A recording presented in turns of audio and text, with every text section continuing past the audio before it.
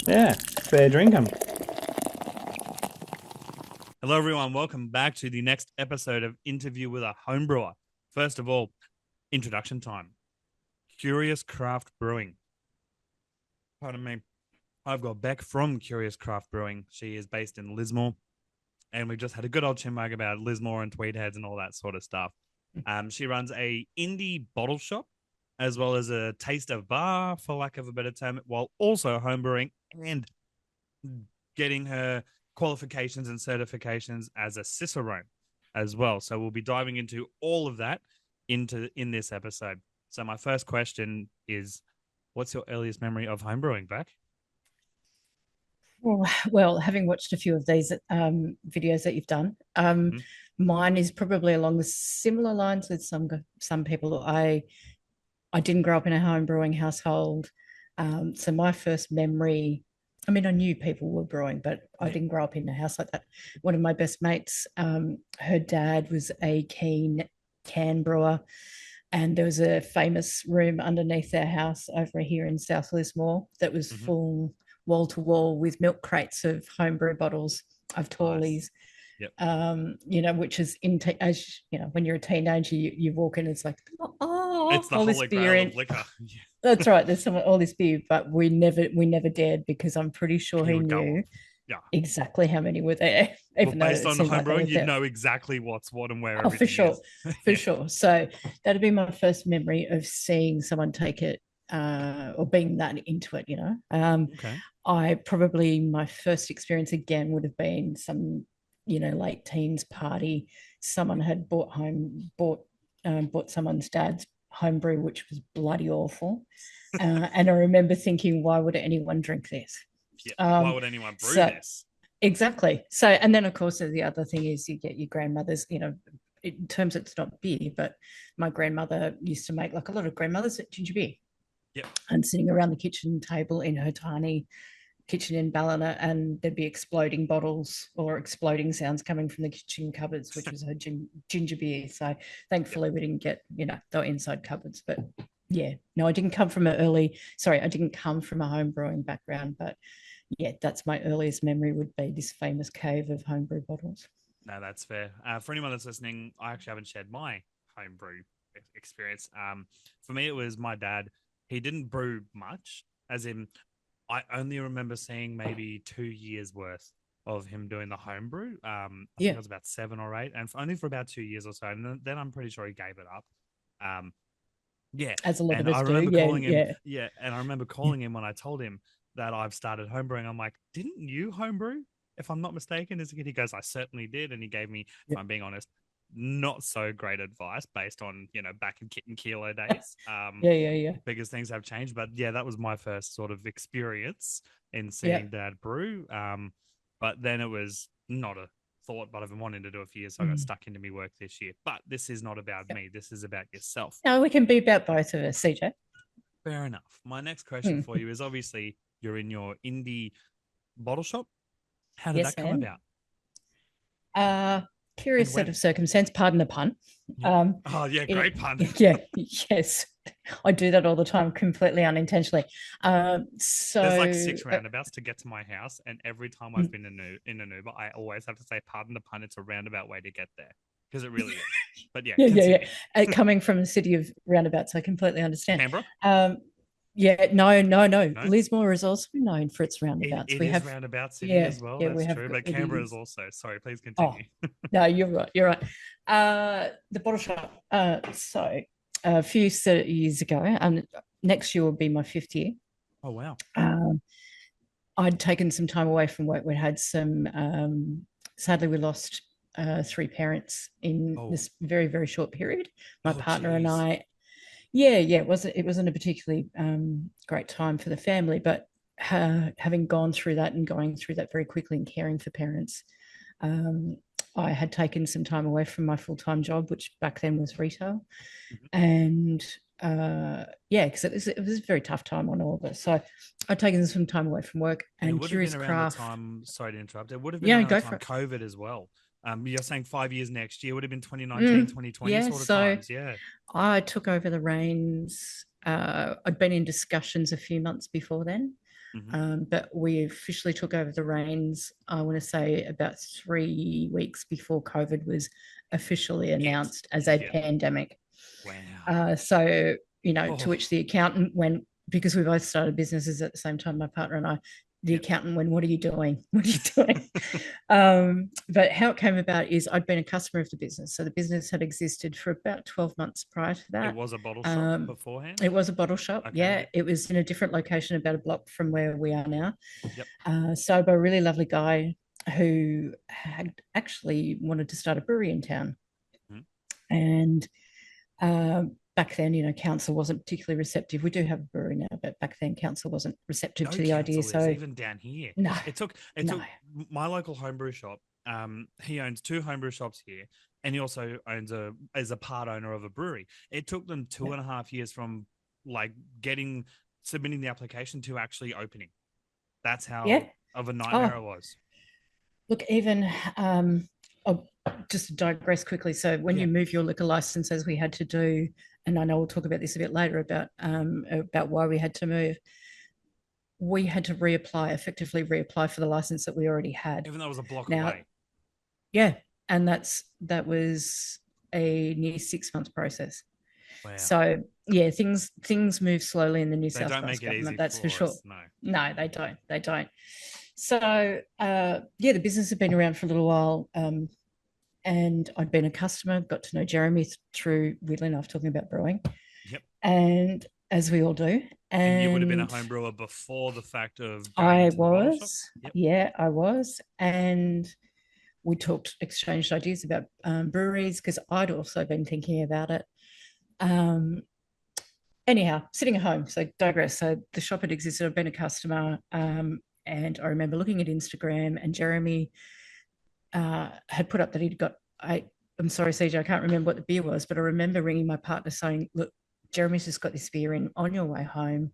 Would you mind just swinging into the bottle shop?" Yeah, sure, Yep. sure, sure, sure. Jane walked in the door, got home. "Here's your beer, by the way. Did you know Jeremy's going to sell the shop?" And that was it. I knew then. Yeah. It was the sign. Yeah. That was the sign. So it was time to go back to work and time to get into something I really enjoyed. That's awesome. Now, obviously, in its current rendition or version, you could say there's also a Mhm. little tasting area. Mhm. Was that in the original a block away sort of shop, or was this a thing that you decided to add into it? Add, you could say, no pun intended, flavor to the store. Yeah. No, look, the capacity, sorry, the ability existed in the license, Mm-hmm. uh, which in its original format, so the store that we had was probably, well, look, I should remember this because I had to work it out for COVID. I want to say it was about 25 square meters total, and that included the counter. Yep. So when there was one single table, Jeremy did do a limited range of tastings, but not very often. It wasn't really, and this is no criticism. It's just not something that he pushed a lot. Yep. It just, the business had the capacity to do that. Of course. But of course, when I took the business over, COVID hit. Yeah. So we didn't have enough space, floor space to distance everybody Yep. to sit down and do it. So effectively, we ran for those couple of years without offering that in store. Yeah. Wow. So yeah, That's because along really with that interesting. license, we can do takeaways off tap as well, which Okay. we And how discussed many about. taps Yeah. do you have currently in the shop? As in for Currently, tasting? I have, if anyone can see them behind me, I've got 4 taps on at the moment. As I So say, we've got, it looks like a font with 4 taps on behind your right yeah, shoulder and a font with 2 taps. But there's they're currently both 4 two taps. drinks. They're 2 taps. Sorry, my head Okay, moved yep, back. sorry. Yep, Yep. I see that now. My No, apologies. you're right. No, that's my big head. So we've got, what do we got? A brewery from Melbourne called Three Ravens. It's a mid-strength goza. We've got 2 hazy IPAs. So this one here is Co-Conspirators, one of my favorite breweries, with a double NEPA. This one's a hazy IPA from Range Brewing. And we've got a Baltic Porter as well. Very from nice. Heads of Noosa. Yeah. Now, before we get stuck into any further, obviously you're an indie bottle shop, which means you're not going to be stocking stuff like 4X Gold. Maybe, you might, but, it'll be very limited compared to the stuff. So my question is, I'm from the Central Coast and there's a few breweries down here. Do you stock any Central Coast brewery sort of stuff, whether it's Hawkesbury, Yeah. Hawkesbury River Brewing. It could be Central Coast Brewery. It could be Six Strings, Bay Road Brewing, any of those sort of blokes. Do you stock any of their stuff? We did used to stock Six String actually. Okay. We do, and I really enjoy. I actually Maybe think Block one and of their Tackle? pale ale is one of the best pale ales of its style in the country. Yep. And they're red every time they do their red, sensational. But not to bore you with too much and No, your not boring at listeners and all. viewers too much, but in the last few years of this kind of business and post-COVID world, freight Mm. has become a massive A drama. nightmare. So Yes. if we don't have a central distributor who we deal with multiple breweries and can come on one distributor, things like that have gotten much harder for us to get. We do have breweries that will use things like Fastways. Yep. We've still deal with people like that, but I'm very careful of what I order, particularly given the temperature. So I had to have a chat to a because most brewer of these today. breweries aren't like, to anyone that's listening who may not realize, and this is their first episode or experience of homebrewing. Craft breweries and breweries are very similar to homebrewing in the sense of they don't add any extra preservatives that the big commercial companies such as Carlton Draft and Forex do, so they can transport their stuff for days on end without it getting going off. You need to keep these beers refrigerated at all times. Absolutely. Look, and I think it's worth even just like talking on that for a second, because we often get the question, people coming in to the bottle shop and saying, have you got these hot? Now, depending on what the beer might be, if it's a stout, they want to take them. Maybe. Yeah, if it's a stout, we keep them at room temperature because the aircon's always on in the shop. Yep. But big thing for people to know is, apart from preservatives, the beers aren't pasteurized, and pasteurization will a lot of breweries. One, it's a very expensive thing for breweries to equipment-wise to install in the breweries. But two, it's the biggest killer of it is a big killer of flavor. So they work all, and from what I've watched in your videos and your content, you really enjoy a hazy. I love a hazy, absolutely. Breweries, a lot of modern breweries go to all that effort to create flavor. And if you were to pasteurize it, you kill half of what you've done. So you literally undo all the work you've just put in. Yeah. Temperature control being a big thing in home brewing, but temperature control, looking after your beer. Absolutely. Yeah, it's paramount. So so getting back to our point, because now we're forced into either using couriers in some instances or dealing with on-forwarders. And for those that aren't familiar with what that means or do logistics at all, it's how many sets of hands beer goes from point A to B. So it might go, from the brewery to one transport company that then gets offloaded to another transport company that then comes to us. In the summertime, we're very careful of what we order because you want to try and minimize the amount that it goes through. Yeah, you don't want it to be sitting in someone's hot shed somewhere waiting to go on a truck. So it's the breweries that would definitely be keen. I'm always keen to hear about new beers. Well, I'll definitely talk to my local homebrew shop because he runs a brewery that opened up in the June long weekend this year called Big Little Brewing, and we'll see if we can get some stuff up there. Well, if they can, at least, because they do a great Munich Hellers. They do a very delicious IPA. It's on par with, obviously, if you've heard of Four Pines, obviously, their IPA, very similar, very piney as well. Old school. It's delicious. Their IPA, and they're just bringing out a hazy. But now the head brewer Simon, he says hazy, lazy hazy, doesn't like hazies. But obviously, a brewery, in my opinion, a micro one definitely needs to have a hazy. So they've finally caved. You're crazy if you don't, but you're crazy if you don't. Exactly. You've got to have your stouts, you've got to have your lager, you've got to have a stout to some extent or a porter. You've got to have a hazy and a pale. My next question, obviously, even though we've just spoken all about the shop, which we have. No, that's okay. But now let's talk about the homebrewing side of things. What got you into homebrewing and when did you start? This is, when we talked and prepped the questions beforehand, I don't think I had a light bulb moment when it came to all of a sudden I want to go out and start homebrewing. I'd been starting to, weirdly enough, so this would be about, I've been homebrewing for, I want to say I started maybe 12 years ago, 13 years ago, probably 13 years ago. Like most people, stop, start. but I think it was I don't literally plan to the stop, at least. no, no, and I'm way too far down the rabbit hole now. I think it was seeing a Cooper's kit somewhere, and I was working a job I didn't enjoy, and I just wanted something creative. I'm a pretty decent cook, not to talk myself up. I'm a pretty Oh, decent it's cook. fine. I'd gotten into low and slow barbecue, I got into and it's beef funny, jerky about a year yeah, before I and it's started. funny how many of us Yeah, enjoy that kind of, we're process driven, right? yes. And I've spoken about this to people before. I got into low and slow barbecue because it was teaching myself a process, and I enjoy Yep. that. It's relaxing for me. So I think But it's about also that same time. sorry to interrupt. It's also trusting Oh, the you're right. process and waiting, because Mm, you can't just, you've got to wait 2 weeks, 3 weeks, 4 weeks, mm, and then condition the mm, keg and stuff. mm, You've got to wait that time, mm. whereas because some people just want, they want to be able to put it in the fermenter, boom, drink tomorrow, but you can't Yeah, do that. So you've got to trust yeah, the process. Sorry, continue. absolutely. No, no, no, that's fine. So I think I've probably just been looking for something, um, uh, yeah, to get a little creative, and also I was rediscovering beer as well. It's funny, a lot of us to come back to beer later in life, and I drank, as we all do, young people, poor student, Hmm. VB throwdowns, And little fat 19 lamb bucks a as well. case. Yeah, 19 bucks a case. I wasn't going to not drink it. But I started coming back to discovering beer, and that's when, okay, I thought I'll What give it was a your go. first So craft beer that got you hooked on the craft scene? yeah, look, if it wouldn't have been, someone asked me this the other day, and I would, there's a couple that all happened around the same time. So because I'd moved back to Lismore, I'd lived in Brisbane for a few years, and I wasn't really drinking beer there. So beers here were pretty limited in what we could get, being in a regional town. So Mm-hmm. Dan's had moved to town, and weirdly enough, my beer journey started again with Belgian beer, Okay, because like back wit beer then, sort of thing. yeah, yeah. So Belgian wits.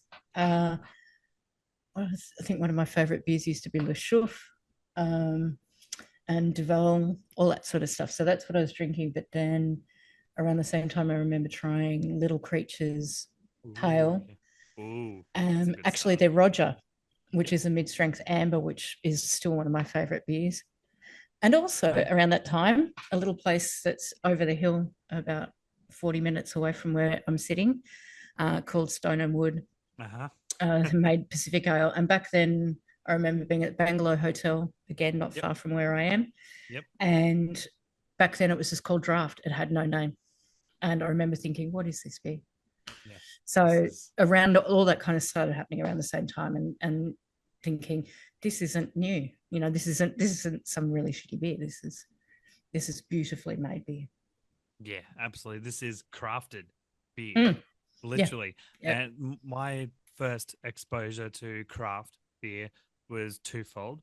Um, Obviously, very white girl of me, you could say, was Mm, it was Bolter XPA. mm, That was my great beer. first non-dark beer because I've always loved dark beer, usually Guinness, 2 years old, but Yeah, nothing actual yeah. craft. But I was at a mate's place, literally just having a catch up, and he pulls out a Żywiec, which is from Poland. And Yeah. it's 9% in a Mm, 330 ml bottle. It's a porter. I'm mm-hmm, sure you've heard of it. It is mm-hmm. absolutely delicious. Not the alcohol content, but it was phenomenal.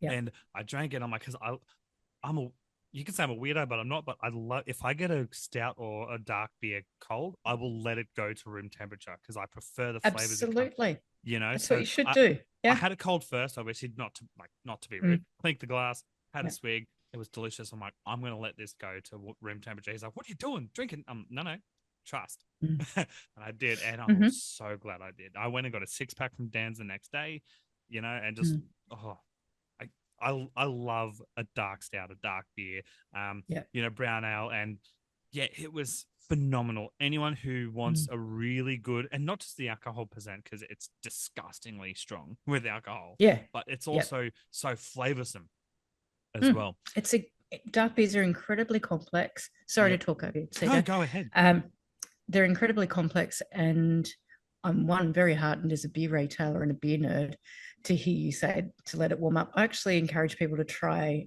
the beer they take home, because we've got beers in the fridge at the minute. Mm-hmm. We've got barley wines that are 13, 14%.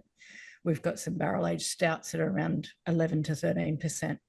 Try it. If they've not had one that strong before or anything like it, try that first cold sip, then put it away. Let it warm up for a bit.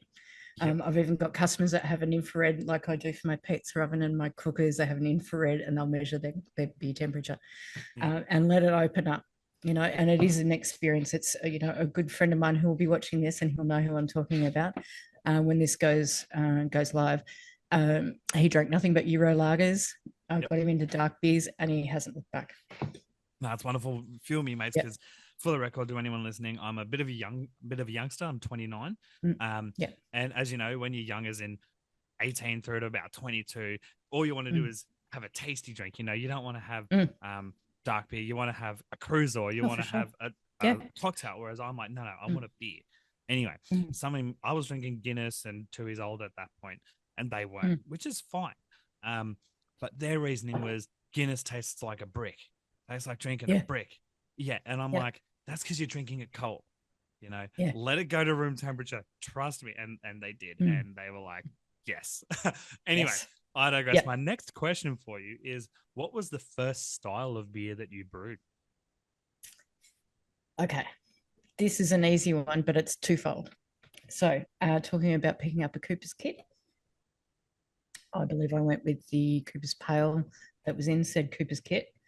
And I don't know if I got some bad G's, if it was something I had done, but it just didn't take off at all. So that one got dumped pretty quick.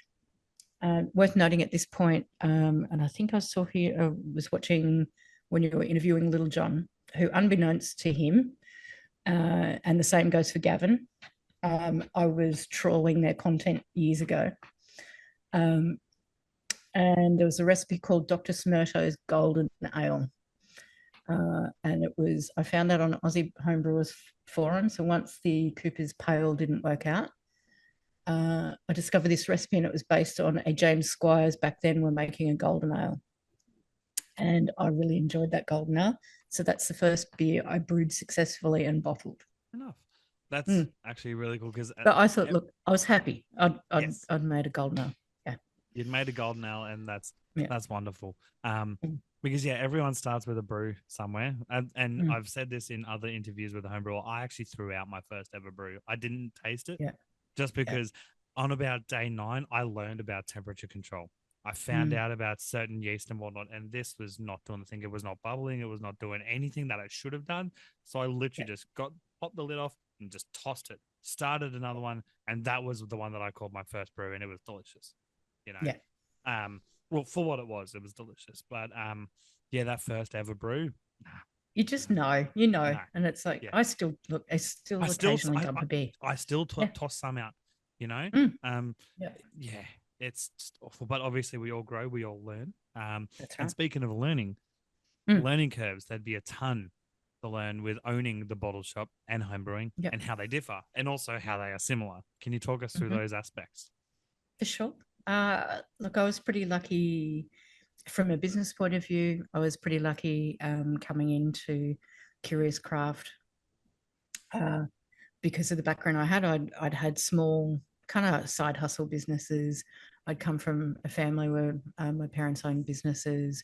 So that side of it came pretty naturally to me, and the crossovers in what I'd done in work previous to owning the shop was made landing a little easier, particularly in dealing with and procuring stock and all that sort of stuff. The biggest learning curve, I think, and it still remains one, is people's taste, which is ever changing. Yes. So just, I remember thinking years ago, when is this haze train going to stop? Yeah, I know. I'm kidding. I know. You and half my customers. Just a tidbit. I've never liked apple cider in my life. By the way, I've never liked Somersby, Strongbow, none of them. But I kid you not, I'm currently drinking. Anyone that's watching and listening, drinking my apple a day, which is the cider I've recently brewed. Never been a fan of cider or even sparkling apple juice, really. But this, and it's not because I brewed it. It's just genuinely decent. So I'm a convert to cider. So what is it? How's the carbonation on it? Yeah, decent. Obviously, I've got an ice cube in here currently just to keep it Yeah. cool. But the Yeah. carbonation's really freaking good. It Well, obviously it that doesn't puts a lot hold of a people head, off. but Yeah. it is really good. Yeah. Yeah, And it does commercial for a lot of examples. people. Yeah. Yeah, but Sorry. this Yeah. one, yeah, no, that's right. I just ran the 1.7 kilo kit, like extra kit by BlackRock with 2 liters of unpreserved apple juice from East Coast Beverages, which is based on the Central Coast, and then just a kilo of dextrose, 2 packets of MO2 Mango Jacks, cider yeast, and let it ferment, and it's decent. It's finished at a 3.15% ABV, and yeah, I can't complain. So I'm definitely a convert to at least apple cider, at least. Yeah. Well, isn't it interesting talking about how your palate changes, and me talking about the challenge of keeping up with customers, and you'll think that you've stocked the fridge, and you think you can think of maybe 5 customers off the top of your head going, oh, they'll definitely come in and grab that, and it'll sit there. So in terms of whether there's an interesting crossover is actually because at that point, so we're talking 5 years ago, I had immersed myself so far down the rabbit hole of brewing that I was reading everything I could get my hands on. I was reading trade publications before. Everything you got your hands on. Sorry? As long as you weren't believing everything. No, absolutely not. No, but I was reading trade publications before I actually had the business, and I'd actually gotten to know a couple of people that worked for breweries around the area. So the crossover was with homebrewing and having, there are a lot of brewers, and I've got to be careful how I say this because there will be some that know that I'm doing this and might laugh at me, but a lot of brewers, as I think even Gavin mentioned the other day, are ex-home brewers. So generally they're pretty giving it. I don't think I've actually met a person who's in a craft brewery, at least, as in microbrewery or smaller, that wasn't a home brewer to start with. Yeah. That didn't just skip and go do the training. But look, a lot of them will give of their time and help you out with recipe development. But there is nothing, you ask some, and there is nothing worse than someone walking into a tap room or approaching a brewer at a beer festival and saying, "Oh, I do a little brewing myself." So, unless saying you're going in and genuinely asking, "Hey, I'm a home brewer nearby. I would like some advice and some feedback," being straight up and honest, that's different. For sure. But there are ones that go, "Oh yeah, I do a bit of brewing." Don't be doing that. Don't do it. Don't be doing that. Tip out there, tap rooms particularly, don't do it. But it actually does help when you're talking, because of the business model that I have, where we try and deal directly with breweries rather than distributors. You do actually get the opportunity to talk to brewers or people that are part of the brew team or heavily involved in the whole process, not just as salespeople. So having that knowledge of how beer is produced, what hops are really popular, all of that stuff helps when you're having a conversation about what you'd like to stock in your shop. So that's actually a really great crossover. And what it has also given me is another level of friends through this business, because you start talking and someone might drop, I'm a home brewer. So a lot of my customers are home brewers. So from that point of view, that's also helped us because we actually sell a little bit of brew gear. We're not a brew supplies shop, but that has helped inform some hops or some yeast sort of. Yeah. So we do bulk things. We can get equipment. We have a wholesale accounts with some manufacturers and equipment suppliers. So that kind of crossover and knowing what people want and what little fittings for me to keep behind the counter, because I'm that person that goes to do something at home and shit, I need it. I've missed that. Yeah, I need that part and I need someone quick to go get it. So I don't know. There's not a huge amount of crossovers, but the crossovers that are there are actually, they're really notable. They're really notable, and there's lots of similarities. Yeah. That's awesome to hear. And we just started that topic with learning curves. So we're going to continue the learning curves real quick. Now, I've in the previous interviews, I've called them mistakes, but they're not, because they are learning curves. As long as you learn from them, then they're not a mistake. So my question for you is, what have been the 3 biggest learning curves you've made in your brewing journey? I actually had to write this down because I gave that a really good bit of thought. Temperature control is always one. Well, temperature control always, and do forgive me just consulting my notes here. Don't go for it. That's what it was. Yeah. So of course, temperature control. So number one, we've got that out of the way. Yep. The Number running two, thing. Everyone will say temperature control. everyone will. It's just so important. I think so we all share our beers with our friends and family, and we would love to be making beers that they enjoy as well as us. I think actually being brave enough to say, can you please actually tell me what you really think? Yep. And whether that is you happen to know someone who works in brewing, whether they're in, doesn't matter if they're head brewer or somewhere, if they're working in a cellar or as a cellar person or working at taproom at the bar or at the pub and knows about good beer, get them to try it and tell you, because look, their feedback is tenfold, and it's it always is going to be tenfold. constructive. It is, and you need to hear that early. Yep.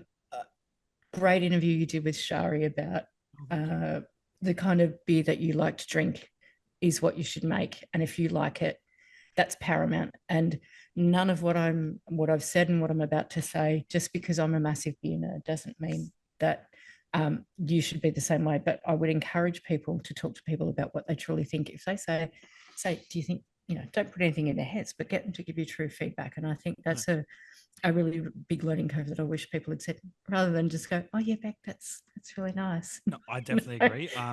Just piggybacking off that for a second, I'm very much the same. Obviously make brews that you want to drink, but also I'm of the opinion of, because I'm not just brewing for myself. So I actually I've mentioned this in a few episodes. I have a neighbor.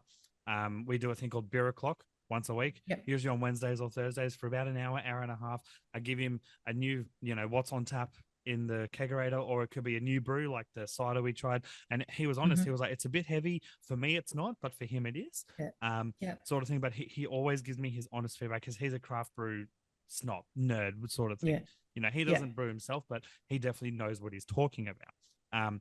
So I'm more of a, if I wouldn't, I will happily throw a brew away if I would not bring myself to give it to him or give it to someone else to try, because obviously I'll taste it during the fermentation, and then obviously once it's in the keg. But once it's in the keg and it's carbonated, I pour out a final taster for myself. If I'm not happy with it and I can't see myself giving it to someone to try, let alone have a bottle of, I'm throwing that whole thing out. Because I'd rather throw it away, back to the drawing board, rather than, go to them and say, hey, I want some feedback on this. Only because if I wouldn't, I would much rather give it to them, not necessarily a finished final product, because nothing is ever a final product. Everything's got version 2, 3, 4, 5, 10, 20, 90. Absolutely. But I would just rather, give them something that if I don't like the taste of it, how are they going to like the taste? Exactly. Exactly. So, and and because what would be the third? we make beer. Oh, sorry, CJ. No, we no, make beer to, as you say, to share with people. The biggest kick out of any of things that I enjoy doing as a hobby, whether it's barbecue, whether it's beer Watching making, the enjoyment of the other person trying. It's to share with people. Whether it's to share with my partner or my mum, or so you want honest feedback, and you think, okay, well, I kind of like that, but we've got this coming up and we're going to have a party, and I'd really like to make sure that I've made something that they're going to like. Yeah, that a bit of everyone can enjoy. Yeah. And the last thing would be just quickly, again, it's probably a bit of a pun, bad joke, but patience. Biggest learning curve I had in starting to brew was being patient and not opening the lid on the fermenter and waiting and testing for final gravity and waiting long enough for carbonation. I think a lot of waiting when you're bottling with carbonation drops is a freaking nightmare. That's why I went to kegs as soon as I could, and CO2 carbonation within 2 to 3 days, it's ready to go. For sure. And then, even when I got in, of course, obviously. But it's a even matter when of I got it carbonated by that point. Yeah, for sure. But even when I got into kegging, it didn't take that long for me to go. I've been brewing since May, and I literally went to kegs about a month later. Well played. It took me years to go from the stop-start of kits, and even when I got my first grandfather, I was still bottling. But then I very quickly went to kegs. Wow, okay. Yeah, But then, I would say also with kegging, it's also a danger. Forced carbonation can work. Mhm. The rock and roll I, can work, I but don't be do that. very careful. Be I very do. careful because, yeah, Sorry, I shouldn't say I don't do that because I do have mm, footage of me doing it. yeah, So anyone out there that's watching this will call me out. I do it, but I've only ever yeah, done it to two of my brews, just yeah. because I genuinely needed it ready for the weekend at the time. Oh, look, But I've yeah, just said that, and I just those last two brews that I've done, I will help it on its way and push it to I'll do 30 maybe psi five for a day out. minutes. Yeah, day and a half. I'll let it sit for 30 psi for a day and a half, Yep, back it off, and then let it sit. yep. That's just to get a couple more days. But yeah, patience is incredibly hard as homebrewers because we just want to Especially taste it. myself with Mm. ADHD and autism, Yeah. with that, it's definitely not easy. So those are some Mm. really solid bits of advice. So thank you very much for that. Yeah. Now let's talk about the Cicerone journey of becoming a Mm-hmm. Cicerone. First of all, for Yep. those listening who may not know what a Cicerone is, what is a Cicerone and how are you going about becoming one? Okay. So the nearest thing when I talk to people about being a cicerone is Wine. Surely you wine. say wine. It's a comparison between a sommelier, Yep. who is someone that you will find choosing wine lists for big restaurants. And usually May they're even an be looking. edophile, which is someone who loves wine. Yeah, exactly right. And you are There are definitely the someone that loves educators. beer. Yeah, and there are the educated people the educators in that space, or they work for hospitality groups or for big restaurants. Yep. There is a version you can be a beer sommelier, but it's not a formal qualification. So anyone can be a beer sommelier. Not saying that those people that do are any less have any less expertise, but a A cicerone Cicerone is an is actual qualification. there is a certification program, an international certification program, Mm-hmm. and essentially there are There different are a few levels of levels, aren't they? certification. Literally, Yeah, yeah, there are a few levels because I yeah, looked into it a few so, years ago. yeah, and look, it's one of those things that you can go as far as you want to. You can go in. So I qualified into the program by being a certified beer server. For those that haven't looked at it, just very quickly, that teaches you about beer storage, beer serving, a brief history of beer styles, and tasting. So there is study involved, there is cost involved, and then you have an online exam, a multiple choice exam, and you come Have out you as completed this qualified. course so far? I've done the certified beer server, uh, and we're on to the next certified Cicerone. Okay. This is something that I've done all the study for. So qualify to go into being a qualified cicerone, you go more in depth into beer history and beer styles. You're taught how to taste beer. You're taught how to identify off flavors, how to do food pairings, deeper into That's a beer big one because a lot production. of craft breweries Mm. have, food trucks and whatnot as well. So that's very, Yeah, very yeah, interesting. absolutely. So that I have done all the study for. Hmm. Something we haven't touched on, we were talking about off air earlier, a couple of years ago. Those who don't know our town here, this little old town nearly got wiped off the map with a major flood. It did. And just as I was about Thank you for to do bringing that my, up. yeah, we're about to sit my exam, the flood happened. So Well, I had to get permission really quickly, do you from, mind if we yeah. tangent into that and then Oh, come not back at to all. this? Because No, not at anyone that's all. listening, it's so interesting because not only did you have 2020 COVID, Mhm. lockdowns galore, you then copped 2021 a record flood. Now, anyone that's Mm. listening, I was there for lack of a better term. I lived, stone's throw away, or you could say a stone and wood throw away. That was a bad pun. Well, Um, well done. Well done. Thank you. Just up in Terranora, Tweed Heads area, and it was off. I went down Mm. quite a few times down with I went to say cans and tins at the same time. It came out cans. Mm. Tins food, all that sort of stuff to help out. Even Willem Powerfish, if I'm sure you've heard of him, he took down Yeah. generators and whatnot. Yeah. It was a Herculean effort. There was 17 meters. So anyone who Mm. doesn't know, that sort of measurement, picture if you're in America, the Home Depot, literally underwater. that's how high this flood was. It was ungodly, unearthly. It was Yeah. devastating. It was. Now, how did the shop survive? Because one of my mates owns a paint shop. I don't know if he still does, but it took him about 8 months to recover. And obviously, beer, you would have had to throw it all away. Tell me about all Yeah. that, please. Yeah. Or tell them, So, etc. yeah. Oh, well, thank you for asking. And it is, and we did talk for those watching. CJ was kind enough to ask me whether I'd be comfortable talking about this because, um, unless you're close by or you know people that are living here, and this is not to You just make don't because understand to an no, extent. and I'm sorry. nothing drives me more crazy than I don't like the phrase, but disaster porn, where no, I get it. the I news totally get it. channels and but it doesn't really translate what people are still living with. So we're talking, Yeah, it's we're still still only talking a affecting. couple of years ago, and the effects are still, you can still walk past places that still kind of smell like the flood. So And they're deserted as well, some of them as well, yeah, etc. yeah. So the town, town hasn't fully recovered yet, but so in terms of the impact to the business, we were in a different location to this shop prior, which is about a block behind me, a little arcade in a much smaller shop. So we all knew that there was a flood coming. Oh yeah. I grew up in Lismore. We prepared for floods. I've seen very big floods.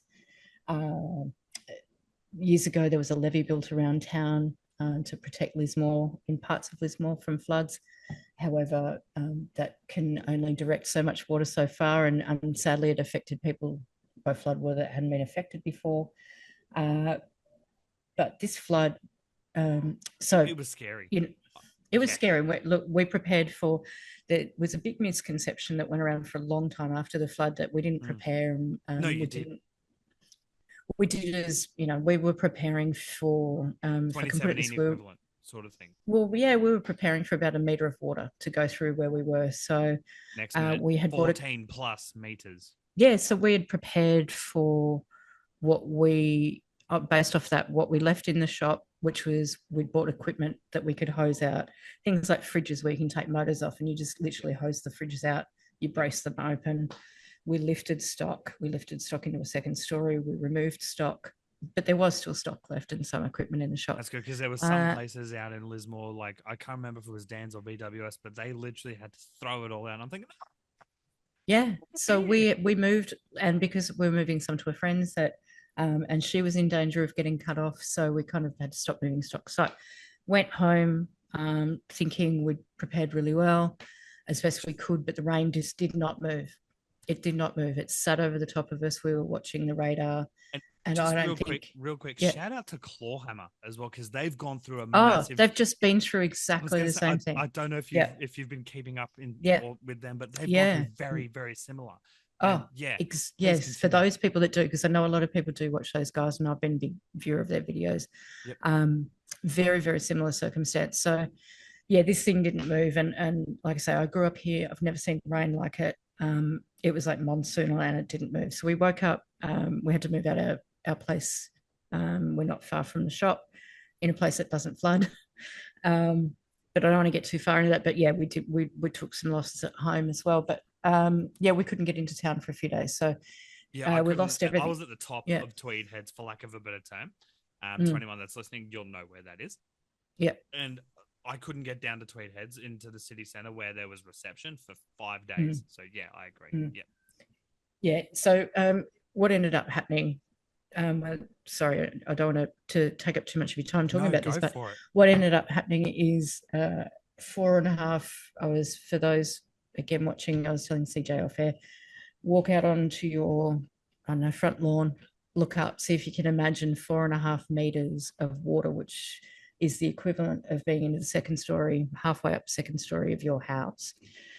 And that's how much water was sitting in our central business, in the basin. So people lost their lives.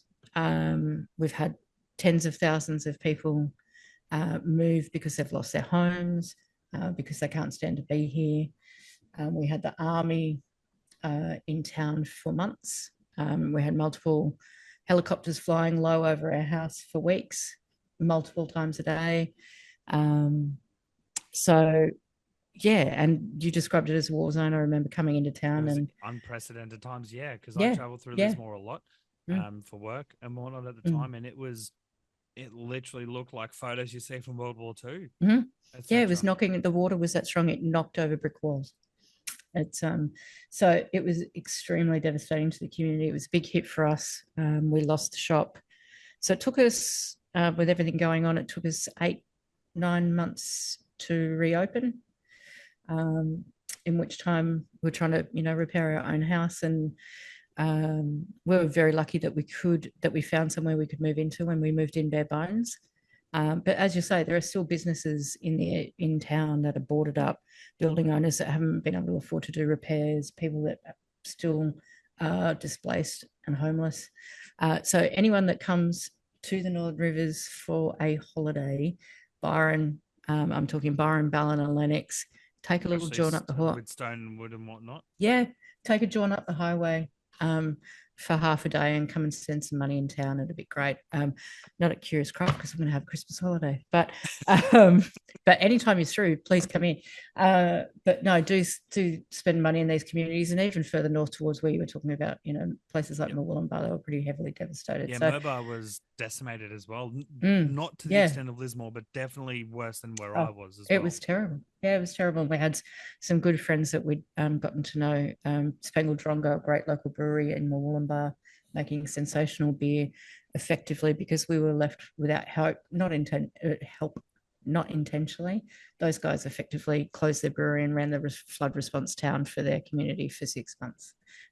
So um, so yes, that had a really big effect on business. As you say, we'd climbed, we doubled our business since we'd taken over, even through No pun COVID. intended. You just got your heads above water from Mm, COVID, yeah, and then yeah, literal floods happened. yeah. And then blessing in Biblical disguise, really, floods. really shitty way to get a blessing in disguise. But we were in a much bigger shop, and the industry's not great at the minute, but we're here. Absolutely. And back into the Cicerone talk. Mm. So you've gone, So yeah, you've done the certification for the beer pourer and server and yeah, whatnot. And so, what's the yeah. next stage that you're doing? So this is so this is a qualified Cicerone. So as I said, that gets deeper into the history of beer. There's a lot of modules, lots of forking out for textbooks and things. So for those of you that really enjoy the history of beer and love talking about beer, as you can kind of get the feeling that probably getting the impression that I love talking about beer. It goes far more into detail about beer styles, and from all over the world, from all parts of history, pairing food, identifying off flavors. So there is a two-component thing to qualify for that, which is a written exam, which as the flood hit, I was just about to sit. And I lost all my study material because I were at the shop, because in the downtime between customers, I was studying. So I was very lucky that I got someone very understanding from Siebel, who run the course, and said, look, this is what's happened. Can I get an extension? So in between all of that, and reopening the shop, I still haven't sat that exam. It's thankfully there's a lot more people in Australia taking it up now, so there's more, because there is also a tasting component. You have to go and sit and do your tasting exam. So when you're in a regional area, that's hard to do because it's a formal sit down tasting exam. So that'll be once that written exam is knocked off. Hopefully in the next few months, then we can find. They're only run at a certain time, pardon me, a certain amount of times every year. So once that's done, I shall be a certified Cicerone. Nice. Well, as soon as that Mm. happens, obviously we'll be sharing it all over social media, congratulating you. Yes, Um, thank you. no problem. So my next question is, what's your favorite style of beer to brew? Now, this is another deep thought because I like to brew a lot of styles of beer, but I think favorite for, and it's partly challenged. One, it's one of my favorite styles of beer to drink, but there is also a challenge component, is red IPAs, red ales. I'm about to do a red IPA just in time for Christmas, so Yeah. I won't be doing grain. I haven't done grain yet. I've done fresh wort kits and I've done Yep. extracts. So I'll be running a Rick Road Red IPA in particular, but also, as Yep. in that's their craft series, but running that in conjunction with Black Rock IPA as well. Yeah, So yeah, yeah. So gonna look, run they look some like both great Centennial, kits. Yeah. gonna run Centennial, Chinook, and Cascade hops as well. Classic, classic. Yeah, no, I love American reds. I love just straight red ales, and I think for me, it's the challenge of getting that beautiful deep That ruby red that I ruby love. red. Yep. Yeah, No, so that's I really fantastic. enjoy brewing those, and getting just getting that. There's a joke because we actually have a homebrew club that through the store because Yep. a lot of my customers brew, and there's a bit of a joke of, oh, hang on, Beck, you've just brewed something that's not a red, because I just keep trying to dial that color in. Yeah. Okay. That's very Mm, interesting. mm, And so therefore, what have that comes in perfectly with my next question. yeah. What brew have you most recently done? As if I'm not mistaken, it was this Mm, past weekend ish. yes. And how's it tracking? Okay, so we've got two on the go. We've got West Coast Pilsner, which is second iteration of that example, or sorry, that recipe, and that's probably going to go in a keg tomorrow morning. And yes, I brewed an XPA. What day are we today? Yeah, that was on Sunday. Tuesday. Yeah. Yep. So And Sunday. yeah, so long. I haven't used Nottingham yeast in years, Yep. and I'd forgotten what a brute it is. So it's chewing. It's chewing. Yeah. I was just looking at my wrapped before we came onto the interview, and it's I think uh it's dropping points at a rapid rate. So uh just looking for something that's a 4.5, around 4.5% for Christmas, people that drop in that don't necessarily want to drink my IPAs, or so just Yep. something a little easy to drink. It's got cashmere and citra Yeah. as the Nice. hops. Mm, Okay. Yeah. yeah. Currently brewing at the moment for myself. I'm now Ronian down in Nara sent me some kits. Mm-hmm. I'm doing their summer ale. It's kind of Yep. like if a fresh wort kit and an extract sort of had a love child, if that makes sense. Yeah, It's yeah, not a okay. tin, but it's kind of like a 3 to 4 liter pouch, for lack of a better term, kind of like Yeah, Mangrove yeah. Jacks sort of style. Yep. Yep. But no, but it is all grain as well. Yep. So I've run Yep. that. That's currently in the pressure fermenter at the moment, and then my next one I'll be running before the red IPA, but I might do the red IPA in a different fermenter. I'm not sure yet. Because Keg King sent me a conical Apollo, so I'll probably Oh run. yes. Nice. I'll either run the red IPA in that, or I'll run that in a HDPE one. Yep. But they also just sent me their milkshake IPA, and which is their fresh wort kit, and I'm going to Yep. run Nottingham in that as well and see how that Yep. goes, because I think that would be really flavorful and really nice. Um, Yep. and I'm not sure what hops. I might go Sabro to go I with love that. Sabro. Yeah, I'm thinking Sabro to go with, a bit of the coconutty sort of creamy sort of Mm, texture, and maybe a bit of Nectron as well. great combo. Great Mm. combo. The Sabro is for me one of those hops. I think it's probably one of the most when I first started playing, but anyway, when this new breed of hops that were throwing tropical fruit, and I remember hearing, oh, it throws so much coconut, which it can, depending on the usage, it absolutely can. But Yep. for me, I get massive mango and blueberry. I get a lot of mango and Mm, coconut as well, which yeah, it yeah, it's not a bad thing either. no, So no. I definitely agree. And so that actually tangents into the next question, which is, what Mm-hmm. is your favorite hop to use? I'm saying hop because it's individual hop, and also what Mm-hmm. is your least favorite hop in general? All right. I'm going to laugh. And we didn't talk about this beforehand. I nearly wore, there's a great brewery in Brisbane called Working Title. Yep. And we don't stock them at the moment. That's just a delivery issue we're working on getting through. But they did a great single hop series, and they did a series of t-shirts with just the name of hops. And I nearly wore That's cool. my shirt today Yeah, oh, you should have. because my favorite hop is Citra, Goes without which has saying been a very always. common answer. For me, I Nectron. just I've been using Citra Galaxy Mosaic as a combo sort of thing for IPAs and pales, but I've recently got Nectron. Someone sent me 250 grams of it, and I'm using it sparingly. It's a game changer. So Nectron is definitely my yeah, favorite. Please continue. it's a fantastic hop, and I love Citra for how clean it throws, how it can be again the just a very quick bit of advice to people when using hops, hot side, cold side, have a play with when you use it, because you're going to get different extractions of flavor, not just in terms of what time you're adding your hops, but in the addition in grams per liter, because you get some hops, which is going to throw into my next answer, that I really like, but they're being used really heavy-handedly in a lot of beers that I'm tasting at the minute. So do have a play around. Don't be put off by someone saying, oh, it's really horrible. Just give a hop a go. So my least favorite hop is Rawaka. I'm not a massive. Yeah, I'm not a massive. I cannot. I've used it once. Never again. Yep. Never again. Please tell me why you don't like Rawaka. Diesel. It smells like diesel. Diesel or dirt is what I get as well. There's a real heavy, earthy note to it, which I think is what people get that fuel thing from. Which is not to say I've never had a beer with Rawaka in it that I didn't enjoy. I certainly have. But that's probably there's been other hops with it that have masked the Rawaka. Absolutely.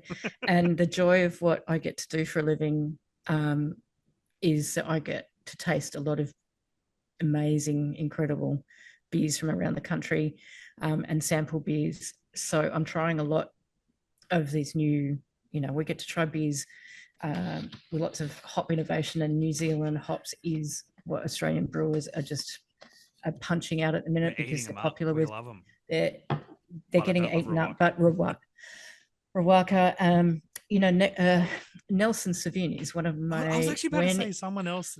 A lot of people are not on the vibe of that either.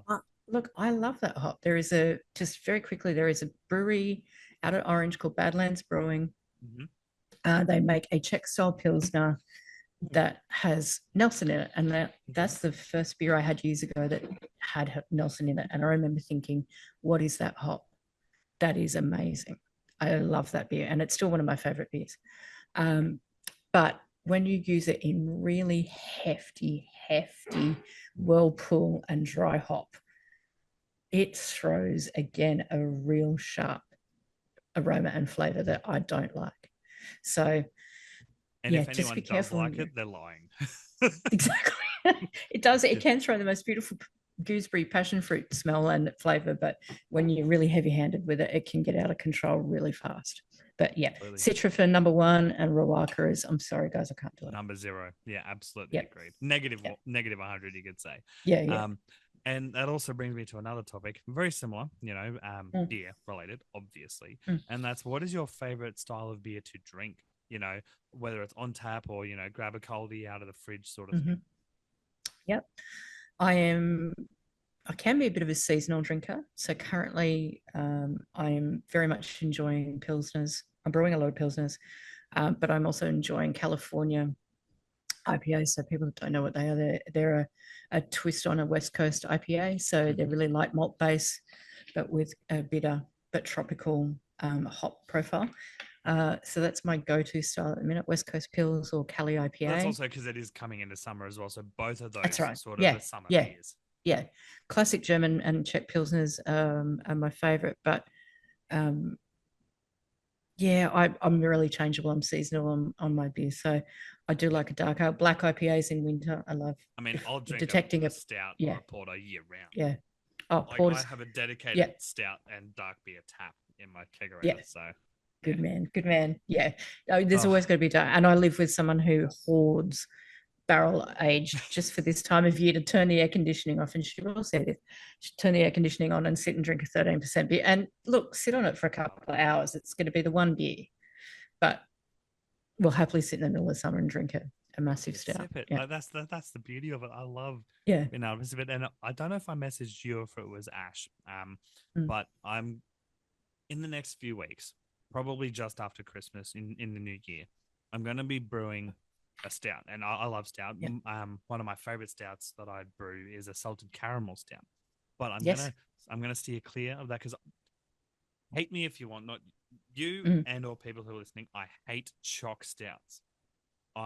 It's because I cannot stand chocolate. I cannot stand chocolate in general. I'm a very salty person. I'd rather chips, pretzels, popcorn. That's why I love salted caramel. So salted Mhm. caramel stout is always a winner. My neighbor loves the salted caramel stout that I Yep. brew. But I'm gonna go spicy route, and I'm gonna do a jalapeno stout.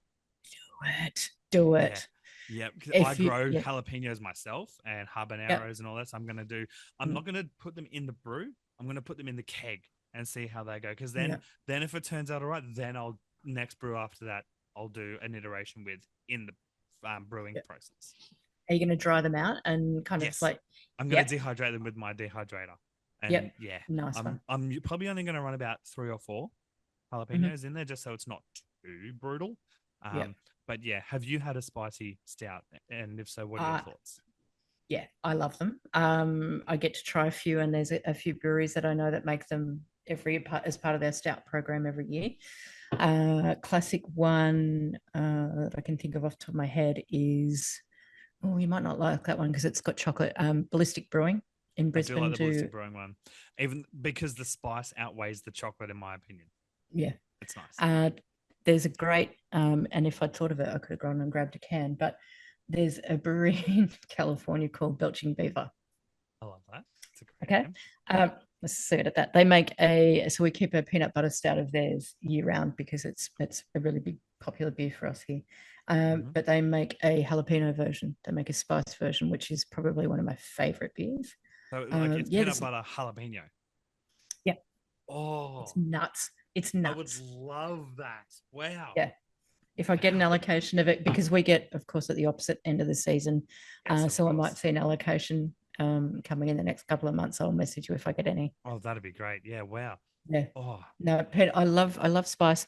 I Speaking of love that peanut salted butter. thing, you may or not have been living on the Gold Coast at the time. Black Hops did one of their birthday beers, Mm. which is still one of my favorite dark beers, and I would love to try and recreate it. Is a salted porter. They did a salted potato chip porter. It was nuts. Not super salty, but salt and dark flavors works really very Perfect. well. Well, I mean, salted Yeah. caramel.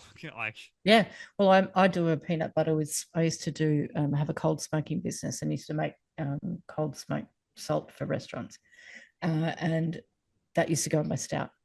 yeah, So nice. salty stout. Yum. That's incredible. Mm. Now, I've Mm. got a Yep.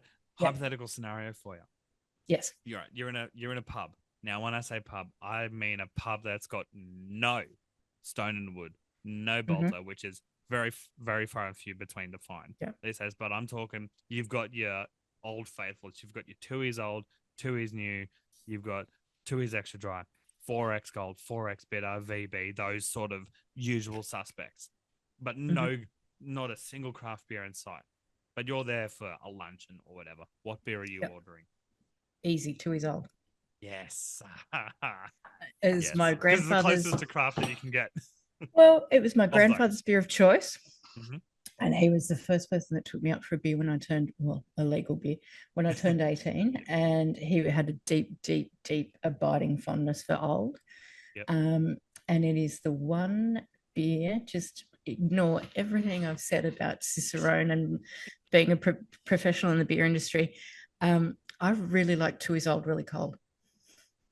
Because I like it cold too. I Mm, love it room yeah. temperature, but I Yeah, really for like it sure. cold. Yeah, I but cold, really and like it cold. where breweries are, so bowling clubs and stuff are freezing their glasses. By the way, don't freeze your glasses, kids. Put them in the fridge. Don't Yep. freeze your glasses. Hmm. Make your beer fizz out of your glass. Just a little hot tip for you. But yeah, that is a beer that I like cold. So that's a no-brainer for me. No, that's wonderful. Mm. Um, my next question: What is the best piece of advice you've ever been given about home brewing? Goes back to something we were talking about before, and that's being patient. And then the second thing, which is something that might roll into another question if we get time to do that, is get a notebook, take notes, Track your notes, track your brews. track your notes. Yeah, but be patient. And I understand because it's a very immediate thing of your effort to what you put out. And it's very hard to hold off because you're just so desperate. It's like being, your birthday morning or Christmas morning. You want to try it, but be patient because whatever it is that you've done and tried to make will be better for it. Oh, absolutely. And Mm. that flows into my next question. What are 3 bits of advice you would give to new and, fresh home brewers? Yeah. Uh, don't be afraid to tip out bad beer. Mm-hmm. Uh, Now, I don't say that in a flippant way because brewing can be an expensive exercise. Um, Yes, it definitely can and be. money is important to everyone, and it doesn't matter how much money you make, it's important. And um, so I don't say that in a flippant way, but if it's a bad beer, don't be afraid to say, you know what, I've stuffed that up. It's no good because one, if you got an infection, get rid of it as quickly as you can, and clean up. Um, but that will just teach you to, and will also test your commitment to the hobby. And that goes to the second thing I would recommend is, as much as I enjoy oil grain and I enjoy the science of brewing and everything about beer. I, there's a joke in this shop that we're not, there's judgment is left at the door. If you drink Great Northern, that's your beer, that's cool. You've walked in my door and you want to talk about something else and you're down another path to try a different beer, that's great. But brew what you want to brew, but also invest in the equipment that you can afford. Exactly. Don't go out and buy everything straight away. Get yourself a fresh work kit. Would be my, like, I'd I recommend that started over with extract. cans Yep. and extract, and see if you can commit to keeping, um, whether it's your HDPE drum, whatever it is that you've Your got that you're fermenting in. PET, Yeah. conical, etc. Yep. Yeah. And see if you can commit to the process, for a couple of brews and be okay with if one goes bad. That would be the thing I would tell people. If that's how you want to start, just start that way. Don't. Yep. There are people that You can don't need skip a ahead. stainless steel 60-liter No, Brewzilla to no, start with. Definitely not. mate. I've got too much money tied up in stainless steel that I don't use, and I use my foamzillas more than anything because they are easy to clean. I have a very damp old slab under my house. We live in a very humid environment, and for the most part, I use, um, firm fridges because it keeps everything warm and cold, and I don't have to deal with condensation. So, think of those things, and just don't overinvest. But see if you want to stick to it, because Okay. like most of us, we stop start. Yeah. Oh, I kid you not. And No, you go with no, your you next go. one, and No, then go, I'll. CJ. No, because I'm Oh, trying to yep. think of what that last one was. Yeah, no problem. So, I actually met a bloke because I moved to where I live now about February or March this year. Moved in with my partner, and I've made some friends or colleagues. New neighbor, Mm-hmm. do beer o'clock, and then walking a bit further down, there's a bloke, and he's got the U-Butte everything. He's got kegerator, which is, I'm guessing, from Kegland or something like that, but he Yeah. does not brew. He hasn't brewed. He Yeah. said he got 2 or 3 kits, then it buggered up on him, and he's just, it's collecting dust, for lack of a term. So he won't be watching this, but Yeah. I'm gonna You, try and you see never if know. he'll. It Yeah, you might get wind that you're doing videos. You never know. true. If he does, I'm gonna offer him a. I'm gonna give him an offer he can't refuse for that Brilliant. kegerator for sure. Mm. Because in my opinion, it's just going. It is just going to waste. It's paperweight. Because like you said, Yeah. people get 2 or 3 brews in, whether they have a good brew or not, and they just Yep. go, nah, bugger it, don't want to do it. Yep. It's too time consuming. Mm. This, that, the other, and I'm just like, I threw out my first ever bloody brew, and Yeah. I'm Yeah. deep in it. I'm deep in it, Yeah. So Yeah. I definitely And agree. that's What it. is And your? yeah, and look, just to understand too, that I think it just goes back to the patience thing. I'm going to reiterate that in a Yep. notebook. Um, this many years down the track, I'm still throwing out beer. So sometimes stuff just goes wrong, and thankfully, I've had very few, if Oh, not only a couple of infections in my brewing time. But for whatever reason, the beer's gone wrong. So don't be afraid. Don't let that put you off, because even seasoned brewers, and a lot of people don't know, you would be horrified to know how much beer goes down a drain at a brewery. When the beer's wrong, the beer's wrong. yeah. Professional brewers throw out beer all the time. Yeah. No, So that's awesome. be patient. Yeah, be Oh, patient and take notes. yes, take notes, and that's Yeah. actually my next question, which I think will be that answer. What do you know now about home brewing that you wish you knew when you started? Uh yeah, it would be, I wish I had learned to take notes and what I'd done and what was successful, but in things that you've revisited or spoken about in other interviews, apart from telling people to try a wort kit first, would be something I know that you've mentioned, what you did, and I did it on Facebook Marketplace first, is set yourself up for as much success as you can, and you can afford to, or you've got space to. So you can still get a relatively inexpensive kit to start on. And I wish I had gone down the option of straight away getting on Facebook Marketplace or getting in the paper and trying to find a fridge. Because I used to use hillbilly air conditioning, which was literally wrapping my drum fermenter in t-shirts that were wicking into another container that had frozen bottles in it with a pedestal fan blowing on it. It did the job. It did the job. It didn't do it great, but it did the job. But so that I wish I had known that one little bit of extra step probably would have helped me to stay brewing longer, because some of us have a break because we have a few bad brews and we stop. So that one little bit. So patience and invest in what you can. Awesome. And my final question for you is, what's next for Curious Craft Brewing? This is actually a great impetus for me, because part of the journey and another reason for doing the Cicerone is that I love, again, if you can't tell, I love talking about beer. And so some more social media content, because it was always part of the plan that even if it was just for our customers, I have no great ambition to take over the world on YouTube. But just to put content out there for people to get a little bit of beer history without taking it too seriously.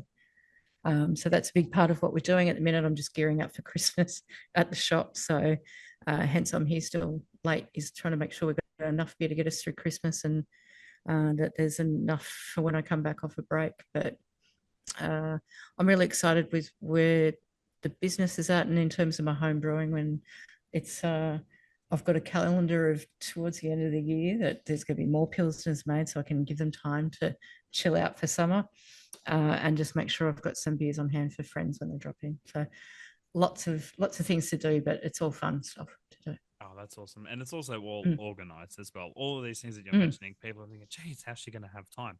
Yeah. Get up at 4 o'clock in the morning and brew before you go to work. Yeah, geez, that's nuts. It's nuts, but I do it. I like it.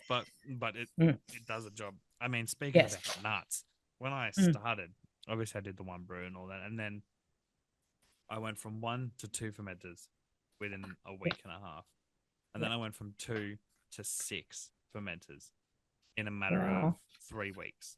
And that was when 2 Cooper's ones and then 4 HDPE. At the time, I had a whole room to brew in, but now I don't, because that's now Bub's that's coming room. So now it's garage, all that sort of stuff. And now, unfortunately, I don't have the space to be able to do 6 ferments, which I do, but I just outside and it's summer. I've got a fermentation fridge, and that can fit 2 fermenters at a time, so I can only do 2 brews at a time. But what I do is I've repurposed one of them to hold my wastewater from the RO filter, that sort of stuff. But it's so interesting how it's a rabbit hole. It's such a rabbit hole, honestly. And you'll be falling over equipment before you know it, like I am, and I go, I'm going to clean that up today. And then other things happen. You're like, shit, I meant to get to that the other day. And then it's 2 months later, and you're like, shit, still haven't got to that. I hear. Oh, I mean, I washed out all of my HDPEs when I moved the stuff to. I mean, they were already washed out, but I just gave them a re-rinse sort of thing. And I kid you not, I mean, I had 2 fermentations going at the time. 2 of the HDPEs got mold all through them.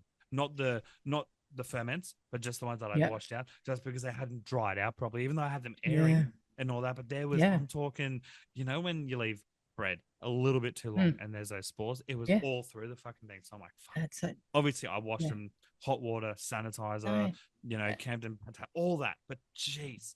Humidity and moisture, and just a little bit of moisture in your environment, as you say. It's what, like I just bought a brand new fermenter. I stopped using glycol. I got myself a lashed out. I bought myself a new Brew Built X3, the 50 litre for big batches. But I'd sworn off. Did you say? I had, because I had a couple of other jacketed fermenters that I was using before I got. I've got a couple of wrapped fridges. and this is going to sound like a lot to people, but it helps if you've got a Kegland wholesale account. So, and a mad insurance claim when you lose all your stuff in the flood. Yes, of course, which definitely the Of floods course. help. So just before everyone thinks that, oh, geez, that bottle shop's doing well.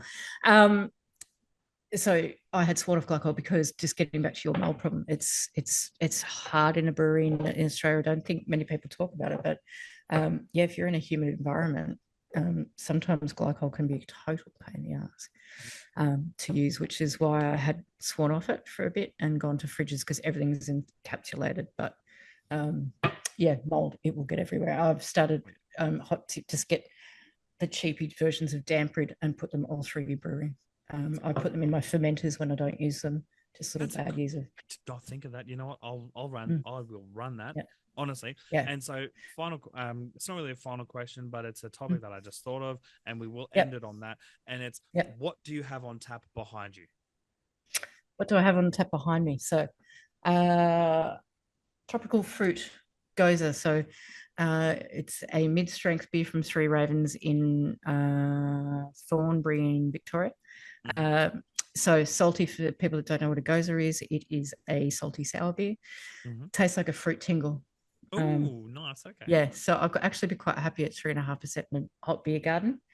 The distributor is a big hazy. It's a version of the first Nipah I actually ever drank years ago from Co-Conspirators, called the Matriarch. It's a special release version called the Distributor.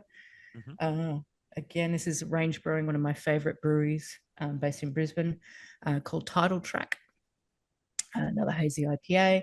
And the one without the decal on it, because it keeps falling off, is Heads of Noosa Brewing out of Noosa. And it's a Baltic porter, which is bloody delicious.